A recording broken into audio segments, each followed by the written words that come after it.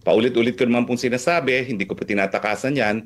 Inaasahan ko naman po na magdedesisyon ng Korte Suprema at susunod tayo sa desisyon ng Korte Suprema. Ulitin ko po ha, fake news po yung sinasabi nilang pugante ako dahil ang pugante po ay tumatakas sa isang arrest warrant na inisyu ng isang hukuman. Ang arrest warrant po ng inisyu ng Kongreso ay para lamang sa isang resource person para dumalo sa isang pagpupulong at magsumite ng mga dokumento. Wala po akong ginawang krimen na naging basihan para sa pag-issue ng warrant of arrest ng lehislatura. How does the government view Attorney Harry Roque's appearance po in Netherlands matapos niya pong magtago while facing an arrest order for skipping a House inquiry into Filipino offshore gaming operators? Actually, hindi po. I cannot speak in behalf of the Quadcom, in behalf of the House of Representatives because it's the arrest warrant no, ng House ang hindi napapatupad dahil sa pagtatago ni Attorney Harry Roque. Pero mas maganda po siguro na i-challenge po talaga natin siya na siya po yung umuwi. Kasi di ba bring home FP Duterte. So siguro mas magandang isigaw po rin ng mga tao, bring home Roque. About yourself, concerning yourself, Malacanang just said to Duterte supporters that they should also encourage you to come back to the Philippines and face the arrest warrant from the House of Representatives. Sir, what do you say to this? I cannot come home. I have to defend my president as a member of the List Council of the ICC at The Hague. Yan naman po ay alam na ng lahat na sa mulat mula. Una po, ako yung kauna-unang Pilipino na naging miyembro ng List Council. Ngayon po, 5. 3 doon sa 5, 2 doon ay dati kong kasama. In fact, that my 2 former partners are representing the victims. Kaya po kami naghiwa-hiwalaya sa law office. Yung 2 kong partners opted to represent the victims. And after my stint as POX, of course, I said, I've already been advising the president on ICC even when I was POX. And I can confirm that as early as 2019, I've been advising him on ICC matters. So, kinailangan po kami maghiwa-hiwalay as a law office and as legal partners. No? So, I'm sorry, I cannot come home. I have to defend my president.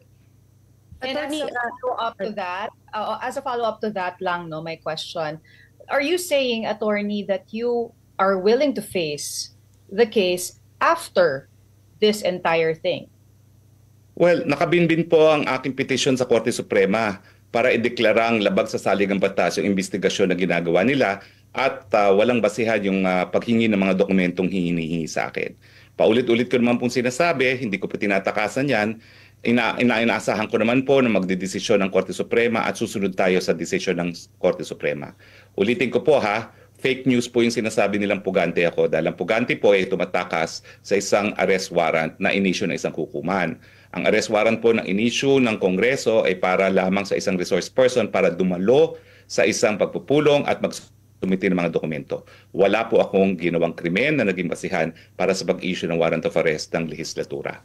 And before ko po ipasa kay Gretchen, I think she has a question. My final question is how the Vice President is also reacting to updates at home regarding additional names na involved daw sa reimbursement ng funds ng OVP. I've not had any opportunity to confer with her on this matter, pero consistent naman ang sinasabi niya, no? 125 in intelligence funds cannot be discussed publicly at nag-issue na po na ang qualified opinion ng COA. So ibig sabihin, everything was above board. Okay. Attorney, paano po kung mag-file ng extradition request ang Pilipinas para kayo po ay mapauwi? Well, I'm formally announcing that after our meeting today, I'm filing formally for asylum here at the Netherlands. As soon as my application of asylum is received, I do have the rights to non-refoulement.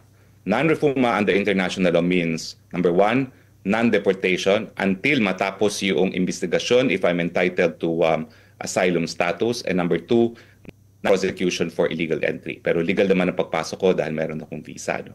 Pero naniniwala ako na yung warrant of arrest ng Kamara de Representante ng WAD Committee ay mapapatunay ng unjust prosecution. Kasi dito sa Europa, unheard of yung isang warrant of arrest na indefinite ang lifetime Number one. Number two, walang bail. So at number three, malinaw naman yan na ito isang investigasyon sa Pogo na nais nilang talagang i-link si dating Presidente Rodrigo Roa Duterte, no? At malinaw na sa tingin ko ang political motivation behind the investigation on the Pogo dahil ang sinasabi ng WAD Committee, si Presidente raw ang nag-legalize ng operation ng Pogo even if it has always been there, no? Since time pa ng Aquino government, no? So I am confident. That I can prove political persecution through unjust prosecution ng WAD Committee. When was that filed, attorney, yung application for asylum, and how long do you expect that to be acted upon? Well, I'm filing it immediately after our meeting. Okay, so I'm heading in the afternoon. The place of filing is medyo malayo, 3 hours, so I expect to spend the night there. And there's a whole procedure that I need to comply before they give me proof that I am an asylum seeker and a temporary residence in the Netherlands as soon as they receive my application for asylum. Okay. Ano pong korte? I'm sorry? Sa Dutch courts po ito? Hindi. It's just the parang counterpart of the Commission on Immigration and Deportation. Ang tawag nila INS. Attorney. Ano pong tawag, sir? Ano pong tawag? INS ang tawag, INS.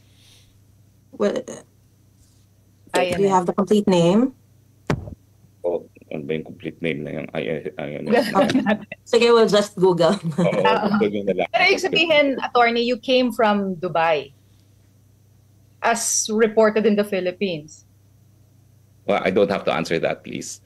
Ang alam ko is I don't have a warrant of arrest, I don't have a whole departure order, and I can only confirm I'm now in the Netherlands. Secretary? Just a follow-up, sir, on the question of Gretchen. Ito po kasi galing sa kay Congressman Barbers. Can you just kindly respond to this? I understand that you're filing your asylum, pero ito lang, ang sinasabi niya, may standing contempt order pa rin ang Quadcom sa inyo at sa misis ninyo. Kaya dapat mag-report ang Bureau of Immigration sa Quadcom kung paano kayo nakalabas ng bansa at saan kayo dumaan. Would you care to respond to this? Tapos sabi niya, kabilang lang dito, and let me quote, habang nasa ibang bansa si Roque, hindi siya pwedeng hulihin. They agree to this kasi jurisdictional ang contempt order ng Quadcom. Pero pag nasa Pilipinas si Roque, kailangan iserve sa kanya ang detention order ng Quadcom. Nilinaw ni Barbers na hindi ito panggigipit, pero isa rin kayo sa mga abogado ni Duterte sa The Hague bago raw maaresto si Duterte na contempt na ng Quadcom kayo. Kaya dahil sa pambabastos sa mga patawag ng komite at sa investigasyon nito, wala raw itong kinalaman sa pagiging ICC accredited lawyer po ninyo o pagiging abogado ni Duterte. Kaya baka raw nag-i-imagine lang kayo ng mga ganitong dahilan. Sir, please. Wala naman akong binabanggit na may relasyon yung WAD Committee at yung panunupil sa akin, no? But the reality is, mulat mula, alam nyo naman lahat na iilang Pilipino lang ang nasa list council ng ICC. At alam nyo namang naroon ako. Pangalawa, sa mulat mula, ako po'y spokesperson pa. Yung first time pa ako naging spokesperson, as early as nagkaroon ng international report na merong nag-iisip na magsampa ng reklamo laban kay Presidente Duterte, ako na po talaga ang exclusive advisor ni Presidente Duterte and ICC. Unfortunately, nawala nga po ako sa gobyerno at nawala na po yung aking lead, kumbaga, in advising the President on the ICC. Everything happened when I no longer headed an interagency committee dealing with the ICC issue. No? And I think things happened after I resigned as spokes to run as senator in 2022. And all initiatives were pursued by then DOJ Secretary Maynard, later on OSG, as well as ES Medelea. So doon natapos yung aking, kumbaga, active involvement on advising the President on ICC matters dahil nangampanya na nga po ako. No? So hindi po nila mapagkakait na ngayong naririto na ang kaso ni Duterte, iniisip ko isa sa dahilan kung bakit nila ako ginigipit ay para mawalan ng legal representation ng Presidente. Now, totoo po na marami namang nasa list council. Pero wala na pong ibang list council member siguro na pamilyar sa Batas Pilipinas, Batas International, at yung political context ng pagsasampa ng kaso ito. So, 5 lang pong Pilipino yan, yung dalawa, counsel for the victims, di ko po kakilala kung sino pa yung dalawa, but I don't think barbers can deny na sa mula't mula, pinalano nila talaga ang pagpapadala dito kay Presidente Duterte para mawala ang tinik sa kanilang mga buhay na magkaroon ng Marcos Forever.